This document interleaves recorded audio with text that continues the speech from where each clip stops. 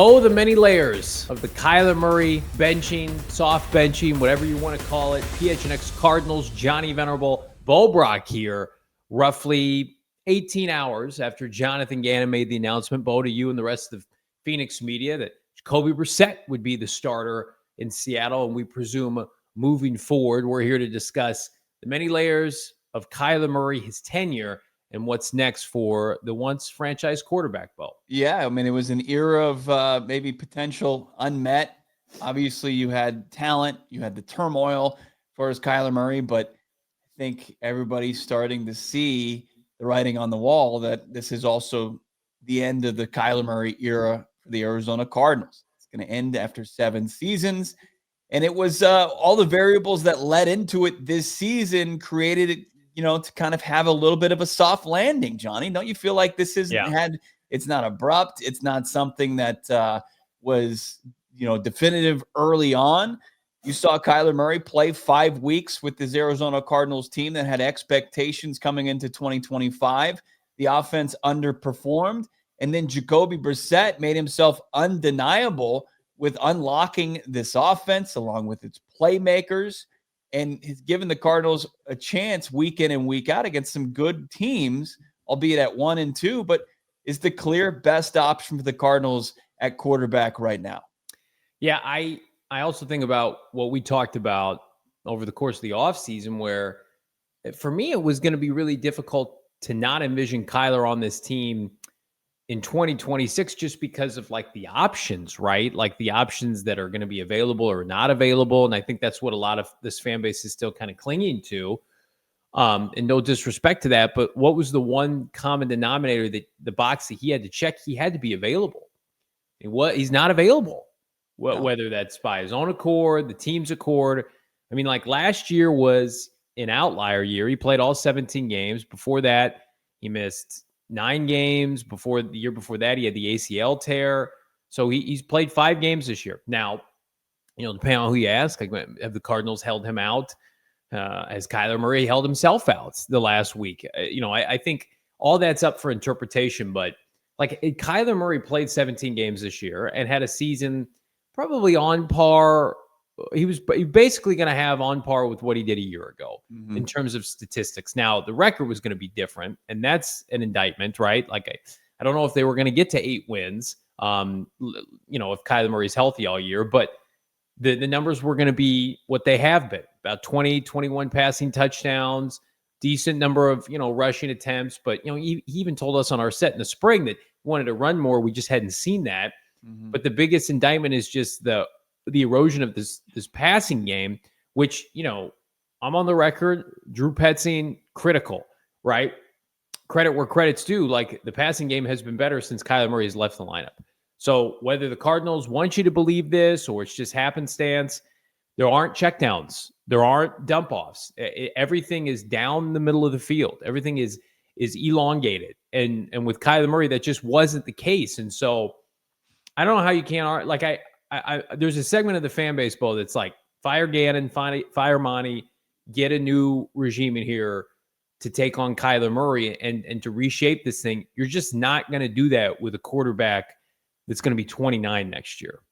Yeah, 28 going 29 next August, going into his 8th NFL season with one playoff appearance to show for it, one brutal playoff appearance to show for it, which you can argue kind of set in motion like the true polarization of this quarterback, right? It was such a bad game against the Rams with the pick 6 and all the noise and all the rumors and everything that surrounded that. And that was a bit of the beginning of an end, that you were coming off of a tremendous season for the most part, where the first 7 weeks of that year was, no doubt about it, peak Kyler Murray performance wearing Arizona Cardinals uniform. The conversation is fascinating to me as far as what's playing into him not playing, right? Where, like, I think everybody sees the writing on the walls here, including Kyler Murray himself. And I think that there is a little bit into it. It's not explored, but when you look at it as far as Kyler Murray, if he feels like he could give this offense undeniably its best chance, but after witnessing 3 weeks of Jacoby Brissett run at QB1, it makes you, think like, is he just going to be, a good teammate and allow Jacoby Brissett to run with this ball until, a bad performance tells us otherwise? Because you would think just the competitor that Kyler Murray is, that he would want to get back in there and prove to people like, hey, I can run this offense just as well as Jacoby, if not better. Yeah, you'd be playing into the narrative for a lot of people if he didn't do that, if he pouted, if he was a disgruntled teammate. I don't expect him to do those things, by the way. I mean, these next two months, I think, are going to go pretty fast. And so he'll have his chance to speak on this when he wants to, when he's able to. And again, like, this is the NFL. Guys get second, third, fourth chances. Hell, Carson Wentz is starting games this year. Like, if Kyler Murray wants a reset, he's going to get one. And I think everybody involved would benefit from that. But here's where I will side with people that are skeptical of this move, just from a standpoint of, well, Monty Ossenford and Jonathan Gannon, what the hell have you done? What have you accomplished here? And I think that's the biggest kind of sticking point. If you're Jim Harbaugh, you can bench Alex Smith for Colin Kaepernick. You have cachet, right? Same thing goes with Kyle Shanahan when it came to Mac Jones, or even before that, Brock Purdy, right? And pivoting on the fly after Trey Lance busted. Like, they had collateral. The toughest part right now for this current regime is the fact that they have not won without Kyler Murray. I mean, Gannon's win on Sunday was only his second without K1 in his 3 years, right? Both happen to be against the Dallas Cowboys, which I think is ironic and funny. But like, I'm not going to argue that.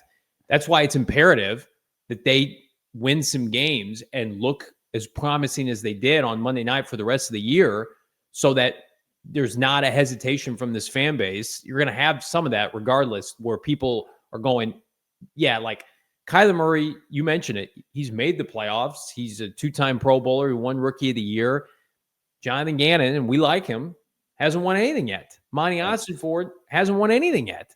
We like the direction sometimes, but they also had a 5-game losing streak. So that is where I'll never push back on people that are like, I don't want to, throw our only franchise quarterback on the scrap heap that this franchise has developed over the last 20, 25 years. But I think there's a better argument to be made if this team flames out, like, okay, just do a hard reset. I don't think that's what's going to happen. I actually think Jacoby Brissett's going to play well enough that they're going to win maybe more games than they lose over the second half. And they're going to get another year. They're going to get another year to be able to try to find a long-term solution. Do they deserve that? Let's have that conversation in January. Yeah. But all I know is Kyler Murray's been well compensated. He's had 2 different regimes. It has not worked out. The health bucket, as JG mentioned yesterday, Bo, it just hasn't been checked. Yeah. And that is unequivocally the biggest indictment right now. He was not available to play, whether it's himself or the team or a combination of their own doing, that he is not being benched for Jacoby Brissett if he's available to play. No doubt about it. I mean, and we've maintained that conversation throughout Kyler Murray's start to this season, when you saw the offense underperforming and Drew Petzing was the man under fire, not Kyler Murray, because Kyler Murray was not the reason they were losing football games or they were underperforming offensively. Right. But what we saw when Jacoby Brissett took the reins was a productive offense and playmakers that were not involved getting heavily involved in Michael Wilson and Zay Jones and Marvin Harrison Jr. And you look at these numbers, and these are undeniable, Johnny. Mm-hmm. Just under 19 points per game with Kyler, 288 total yards per game. They only once went over 300 yards per game in a game, 170 passing yards, and a third down conversion percentage under 40, where with Jacoby Brissett for 3 weeks, 25.7 points per game, 356 yards per game. The pass yards, I think these take away with sacks, 256, because I know Jacoby's over 280 on average, getting in there. And then the best third down team in the league. Undeniable numbers. So, the Kyler Murray conversation, this podcast was very pro Kyler Murray. But as you look back at the 7 years, you get the electrifying with the inconsistencies You get the promising match with the unfulfilled and polarization, injury plague with the dynamic, and then the divisiveness. And I think the divisiveness is unfair, but it's going to exist.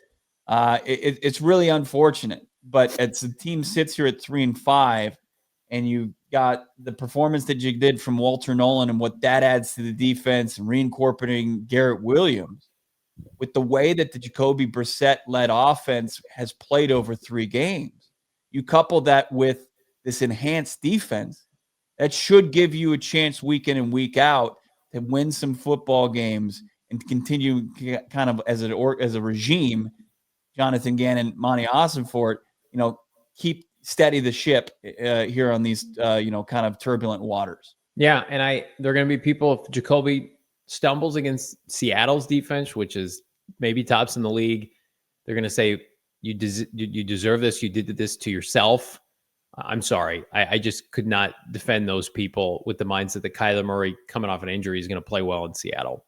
Kyler Murray historically has never played well against the Seahawks. Like, there are going to be people that are week to week with this, and God love them. His last win was in 2020 against the Seahawks on Sunday Night Football. It's like the pandemic.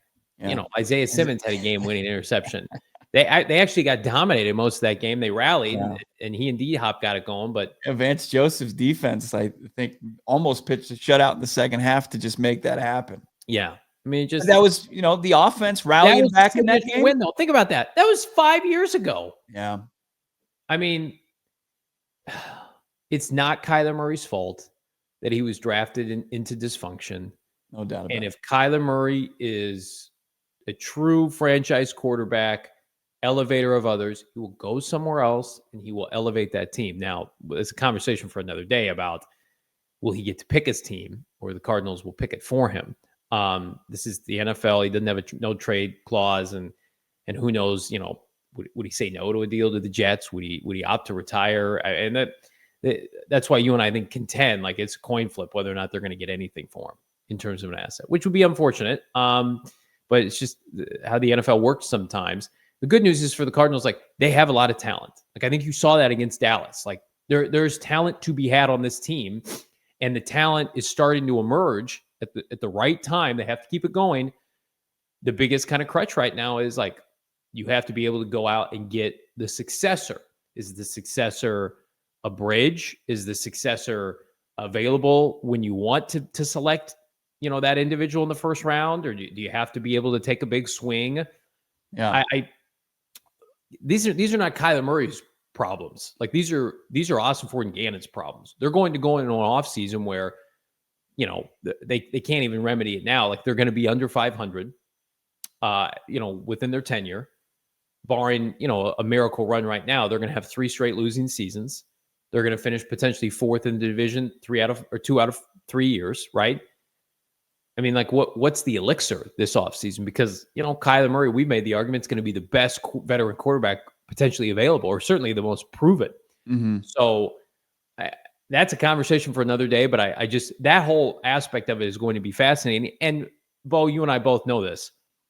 There are going to be people out on this regime, depending on how they finish this year, beginning in January. And it's going to be an offseason of turbulence, and it's going to be an offseason of noise. I mean, I would argue, like, the same kind of noise that Kyler Murray has faced over the last offseason or two, Gannon and Ossenfort will inherit that. And maybe rightfully so, until they start, stacking winning seasons. Yeah. A big key to this is, like, Jacoby Brissett is Kyler Murray's successor right now. Yeah. In the interim. And potentially the bridge. He's under contract 1 more year, but he's not the long-term successor to Kyler Murray. And that's, people, like, immediately push back. But Jacoby Brissett is giving you undeniably the best chance offensively right now at the quarterback position for this Cardinals team. What do you think? Is this the end of the Kyler Murray era? Are we being too dramatic with it? Obviously, drop a comment, leave a like, and then also, if you think it is, who's the next quarterback for this franchise? Leave that in the comments as well.